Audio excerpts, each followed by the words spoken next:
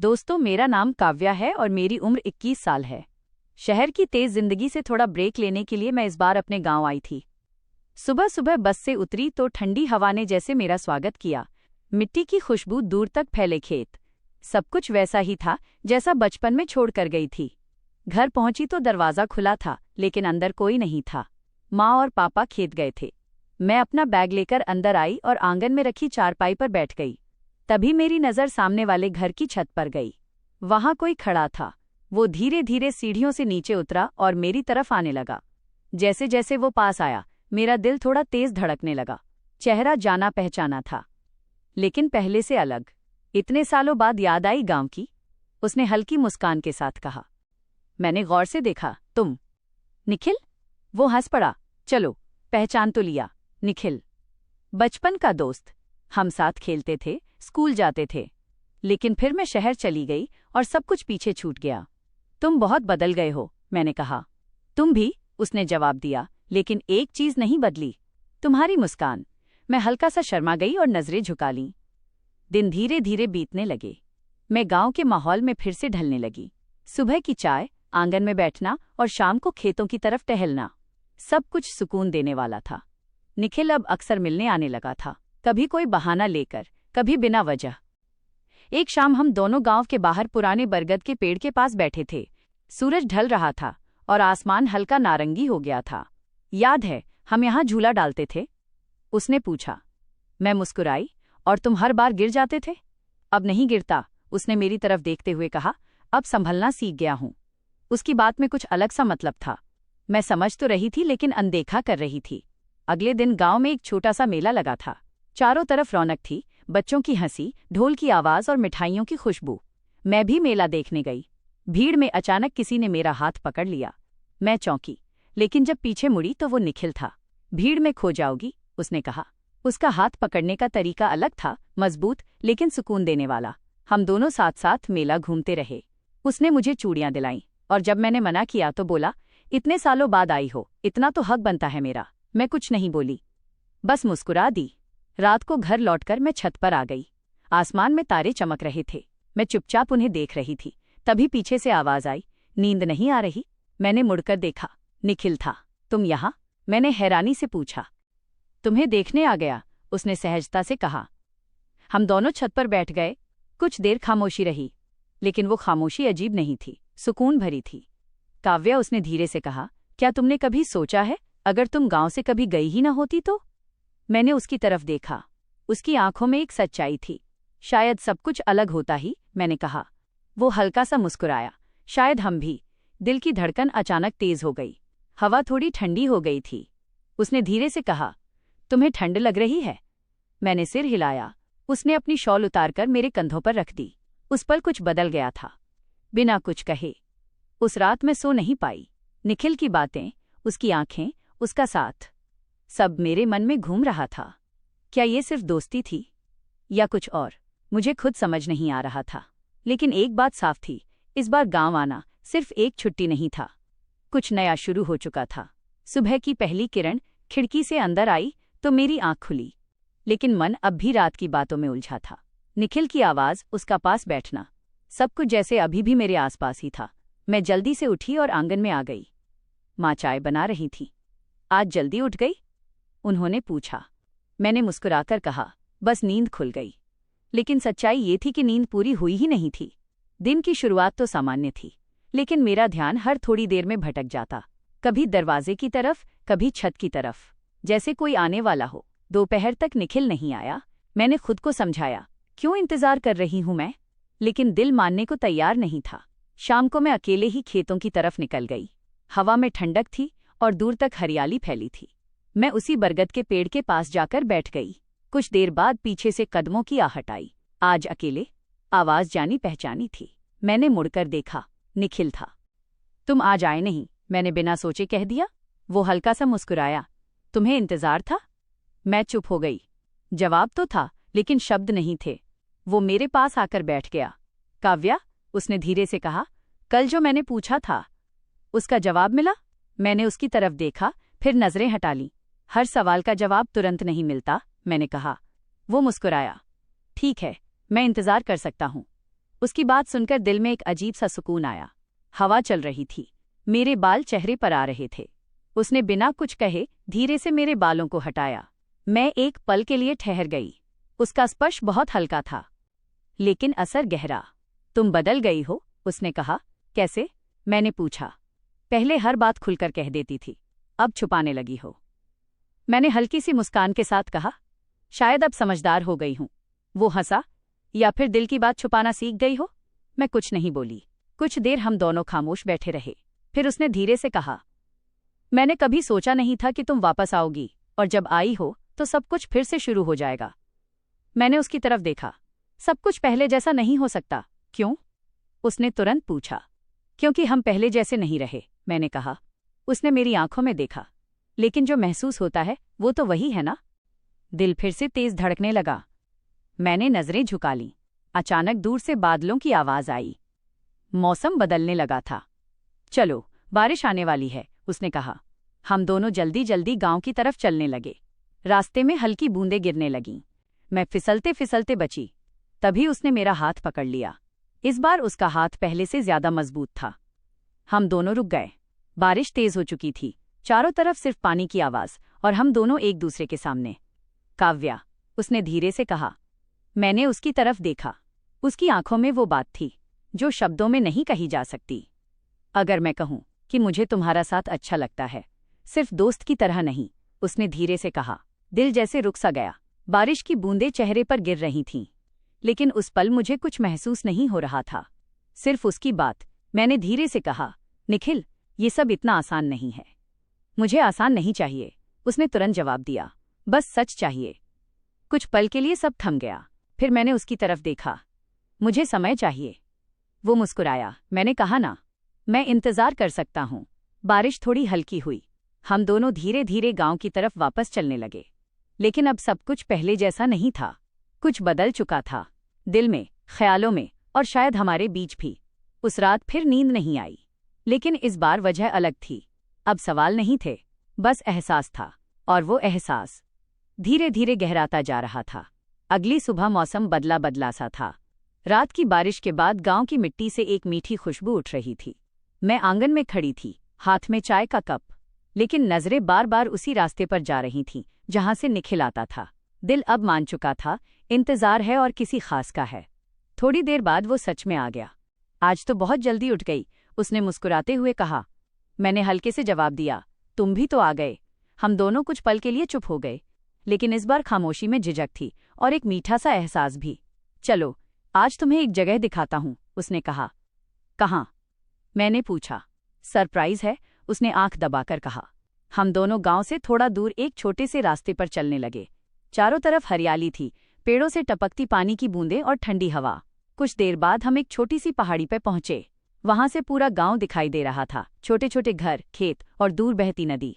वाह, मेरे मुंह से अपने आप निकल गया। पसंद आया? उसने पूछा। बहुत, मैंने मुस्कुराकर कहा। हम दोनों वहीं बैठ गए। हवा तेज थी। मैंने अपने दुपट्टे को संभाला। तभी निखिल ने हल्के से दुपट्टा पकड़कर मेरी तरफ बढ़ा दिया। ध्यान रखा करो, उसने धीरे से कहा। उसकी आवाज में एक अपनापन था जो सीधे दिल तक उतर गया। काव्या, उसने थोड़ी देर बाद कहा, तुम्हारे साथ वक्त बहुत जल्दी बीत जाता है। मैंने उसकी तरफ देखा, शायद इसलिए क्योंकि हम हर पल को महसूस कर रहे हैं। वो मुस्कुराया। हवा और ठंडी हो गई थी। मैं थोड़ा कांप गई। ठंड लग रही है? उसने पूछा। मैंने हाँ में सिर हिलाया। इस बार उसने बिना कुछ कहे अपने पास बैठने का इशारा किया। मैं थोड़ा पास खिसक गई। उसके पास बैठते ही जैसे ठंड कम हो गई, या शायद दिल को सुकून मिल गया था। कुछ देर हम दोनों चुपचाप सामने देखते रहे। फिर उसने धीरे से कहा, मैं तुम्हें खोना नहीं चाहता। मेरी सांसें एक पल को रुक गईं, लेकिन अभी तो हम मिले ही हैं, मैंने हल्के से कहा। इसीलिए इस बार कुछ भी अधूरा नहीं छोड़ना चाहता, उसने जवाब दिया।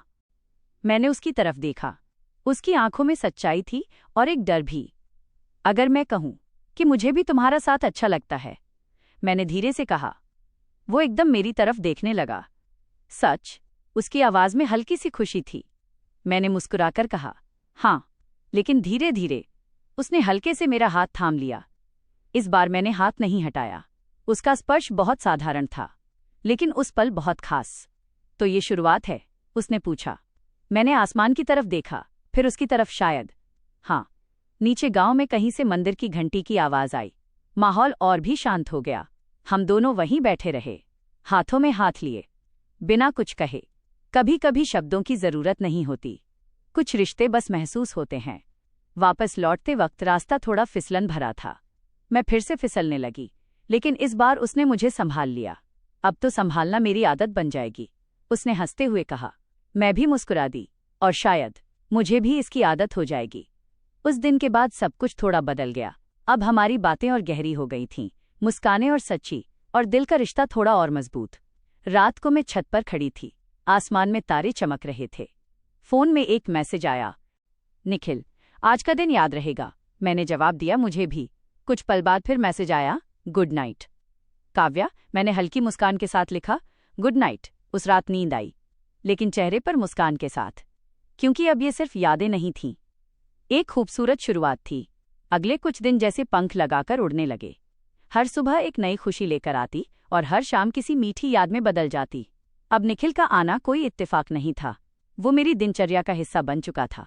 एक सुबह मैं आंगन में पौधों को पानी दे रही थी। सूरज की हल्की रोशनी पत्तों पर चमक रही थी। तभी पीछे से आवाज आई, अब तो गांव भी तुम्हें पहचानने लगा है। मैंने मुड़कर देखा, निखिल था। और तुम?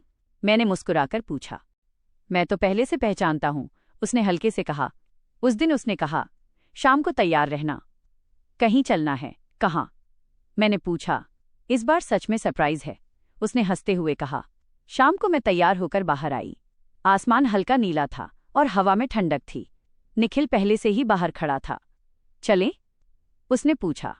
मैंने सिर हिला दिया। हम दोनों गांव से थोड़ी दूर एक छोटे से तालाब के पास पहुंचे। वहां पहले से कुछ दिए जल रहे थे और आसपास कोई नहीं था। मैं हैरान रह गई। ये सब? बस सोचा तुम्हारे साथ एक खास शाम बिताई जाए, उसने धीरे से कहा। हम दोनों तालाब के किनारे बैठ गए। पानी में दियों की रोशनी झिलमिला रही थी। काव्या, उसने मेरी तरफ देखते हुए कहा, तुम्हारे आने के बाद सब कुछ बदल गया है। मैंने हल्के से पूछा, कैसे? पहले दिन बस गुजरते थे, अब हर दिन जीता हूं, उसने जवाब दिया। मेरे चेहरे पर मुस्कान आ गई। तुम भी ना, मैंने धीरे से कहा। सच कह रहा हूं, उसने मेरी आंखों में देखते हुए कहा। हवा चल रही थी, एक दिया बुझने लगा। मैं उसे बचाने के लिए आगे बढ़ी, लेकिन निखिल ने पहले ही हाथ बढ़ाकर उसे फिर से जला दिया। कुछ चीजें इतनी आसानी से बुझने नहीं देनी चाहिए, उसने कहा। मैं समझ गई, वो सिर्फ दिए की बात नहीं कर रहा था। कुछ पल की खामोशी के बाद उसने जेब से एक छोटा सा डिब्बा निकाला। ये तुम्हारे लिए, उसने कहा। मैंने हैरानी से पूछा, क्या है? खोल कर देखो। मैंने धीरे से डिब्बा खोला। उसमें एक छोटी सी चांदी की पायल थी। ये? मैंने उसकी तरफ देखा। कोई बड़ा गिफ्ट नहीं है, उसने कहा। बस एक याद कि तुम यहाँ आई थी और किसी की जिंदगी बदल गई। मेरी आंखें हल्की सी नम हो गईं। तुम बहुत अलग हो, मैंने कहा। वो मुस्कुराया। तुम्हारे लिए ही मैंने पायल पहन ली, उसने धीरे से कहा। अब जब भी ये बजेगी मुझे याद करोगी, मैंने मुस्कुराकर जवाब दिया। याद तो वैसे भी करती हूँ। उस पल हमारी नजरें मिलीं और जैसे वक्त रुक सा गया। उसने धीरे से मेरा हाथ थाम लिया। इस बार उस पकड़ में झिझक नहीं थी, बस अपनापन था। काव्या, उसने कहा, क्या हम इस रिश्ते को नाम दे सकते हैं? दिल की धड़कन तेज हो गई। मैंने धीरे से कहा, नाम देने से पहले उसे निभाना जरूरी है। वो मुस्कुराया। तो वादा रहा? निभाऊंगा। मैंने उसकी तरफ देखा, और मैं भी। तालाब के पास वो शाम, दियों की रोशनी, ठंडी हवा और दो दिलों का एक साथ धड़कना, सब कुछ किसी सपने जैसा लग रहा था। वापस लौटते वक्त रास्ता शांत था। आज की शाम याद रहेगी, उसने कहा। हमेशा, मैंने जवाब दिया। घर पहुंचकर मैं अपने कमरे में आई। पायल की हल्की सी आवाज गूंज रही थी। मैंने उसे देखा और मुस्कुरा दी। अब ये रिश्ता सिर्फ एहसास नहीं था, एक वादा बन चुका था। लेकिन क्या हर वादा आसानी से पूरा होता है? या फिर आगे कुछ ऐसा आने वाला था जो सब कुछ बदल दे? समय धीरे धीरे आगे बढ़ता गया, लेकिन अब हर दिन में एक नया रंग था। काव्या और निखिल का रिश्ता अब सिर्फ मुलाकातों तक सीमित नहीं था, बल्कि एक गहरे भरोसे में बदल चुका था। लेकिन हर कहानी में एक मोड़ आता है, और उनका मोड़ भी आने वाला था। एक सुबह घर में माहौल थोड़ा अलग था। माँ और पापा आपस में कुछ बात कर रहे थे। काव्या, जरा इधर आना, माँ ने आवाज लगाई। मैं उनके पास गई। अगले हफ्ते शहर से कुछ लोग आ रहे हैं, तुम्हें देखने, माँ ने सहजता से कहा। मेरे पैरों तले जमीन खिसक गई। मतलब? रिश्ता? मैंने धीरे से पूछा। पापा ने कहा, हाँ बेटा, अब तुम्हारी पढ़ाई भी पूरी हो गई है, हमने सोचा अच्छा लड़का मिल जाए तो। उस दिन सब कुछ बदल गया। दिल में एक अजीब सा डर बैठ गया। क्या जो कुछ बन रहा था वो यहीं खत्म हो जाएगा? शाम को मैं निखिल से मिलने गई। वही बरगद का पेड़, वही जगह, लेकिन आज सब कुछ भारी लग रहा था। क्या हुआ? उसने मेरी आंखों में देखते हुए पूछा। मैंने सारी बात बता दी। कुछ पल के लिए वो चुप हो गया। तो अब? उसने धीरे से पूछा। मेरी आंखों में आंसू आ गए। मुझे समझ नहीं आ रहा। क्या करूं? निखिल ने गहरी सांस ली। काव्या, उसने कहा, मैं तुम्हें खोना नहीं चाहता, लेकिन अगर हमें साथ रहना है तो अब सच बोलना पड़ेगा। घरवालों से? मैंने घबराते हुए पूछा। हाँ, उसने दृढ़ आवाज में कहा, क्योंकि अगर हम अभी नहीं बोले तो शायद कभी नहीं बोल पाएंगे। उसकी बात सही थी, लेकिन हिम्मत जुटाना आसान नहीं था। अगले दिन वो लोग घर आए। सब कुछ बहुत जल्दी हो रहा था। चाय, बातें, हंसी, लेकिन मेरा मन कहीं और था। मैं बार बार दरवाजे की तरफ देख रही थी। क्या निखिल आएगा? और तभी दरवाजे पर आवाज आई। मैंने मुड़कर देखा, निखिल खड़ा था। सभी हैरान रह गए। पापा ने पूछा, तुम यहां? निखिल ने सीधे मेरी तरफ देखा, फिर पापा की तरफ मुड़ा। मुझे आपसे कुछ जरूरी बात करनी है। घर में सन्नाटा छा गया। मैं काव्या को पसंद करता हूं और उससे शादी करना चाहता हूं, उसने साफ साफ कहा। मेरा दिल जोर से धड़कने लगा। माँ पापा एक दूसरे को देखने लगे। ये क्या कह रहे हो तुम? पापा ने थोड़ा सख्त होकर पूछा। निखिल ने शांत रहते हुए कहा, मैं जानता हूं ये अचानक है, लेकिन जो सच है वो यही है। हम एक दूसरे को समझते हैं और साथ रहना चाहते हैं। कमरे में तनाव बढ़ गया। कुछ पल के लिए कोई कुछ नहीं बोला। फिर पापा ने मेरी तरफ देखा। काव्या, क्या ये सच है? उस पल मेरे सामने दो रास्ते थे, एक चुप रहना, दूसरा अपने दिल की बात कहना। मैंने गहरी सांस ली और कहा, हाँ, ये सच है। उसके बाद जो हुआ वो आसान नहीं था। बहुत सवाल, बहुत गुस्सा, लेकिन निखिल पीछे नहीं हटा। वो हर सवाल का जवाब देता रहा, हर बात को समझाता रहा। कुछ दिन ऐसे ही तनाव में बीते, लेकिन धीरे धीरे माँ का दिल पिघला। फिर पापा भी मान गए, क्योंकि उन्होंने देखा ये सिर्फ जिद नहीं थी, सच्चा साथ था। कुछ महीनों बाद उसी गांव में, उसी आंगन में काव्या और निखिल की शादी हुई। सब कुछ बदल गया था, लेकिन एक चीज वही थी, उनका साथ। शादी के बाद एक रात हम दोनों छत पर बैठे थे। याद है, पहली बार यहीं मिले थे? निखिल ने मुस्कुराते हुए पूछा। मैंने कहा, और तब से लेकर अब तक सब कुछ जैसे एक सपना था। उसने मेरा हाथ थाम लिया। ये सपना नहीं, हमारी कहानी है। मैंने आसमान की तरफ देखा। तारे वैसे ही चमक रहे थे, लेकिन अब मैं अकेली नहीं थी। कभी कभी रास्ते खामोश होते हैं, लेकिन वो हमें सही जगह तक पहुंचा देते हैं। लेकिन क्या हर प्यार को ऐसा ही अंत मिलता है, या कहीं कोई कहानी अधूरी भी रह जाती है? अगली कहानी में मिलेंगे एक ऐसे रिश्ते से जो शुरू तो हुआ था प्यार से, लेकिन खत्म हुआ एक राज के साथ।